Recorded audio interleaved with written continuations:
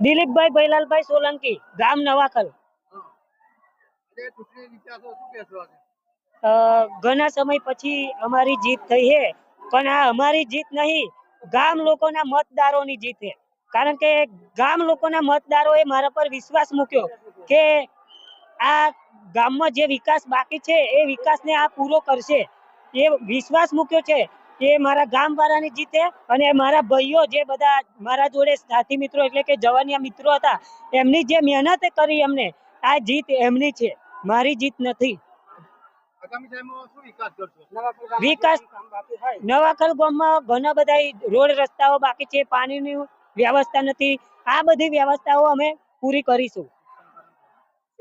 દિલીપભાઈ ભૈલાલભાઈ સોલંકી, ગામ નવાખલ।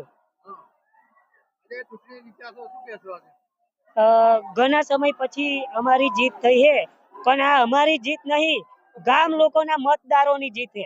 કારણ કે ગામ લોકોના મતદારોએ મારા પર વિશ્વાસ મૂક્યો કે આ ગામમાં જે વિકાસ બાકી છે એ વિકાસને આ પૂરો કરશે। એ વિશ્વાસ મૂક્યો છે એ મારા ગામ વાળાની જીત છે। અને મારા ભાઈઓ જે બધા મારા જોડે સાથી મિત્રો એટલે કે જવાનિયા મિત્રો હતા, એમની જે મહેનત કરી અમને, આ જીત એમની છે, મારી જીત નથી। વિકાસ નવાખલ ગામમાં ઘણા બધા રોડ રસ્તાઓ બાકી છે, પાણીની વ્યવસ્થા નથી, આ બધી વ્યવસ્થાઓ અમે પૂરી કરીશું। દિલીપભાઈ ભૈલાલભાઈ સોલંકી, ગામ નવાખલ। ઘણા સમય પછી અમારી જીત થઈ છે, પણ આ અમારી જીત નહીં, ગામ લોકોના મતદારોની જીત છે।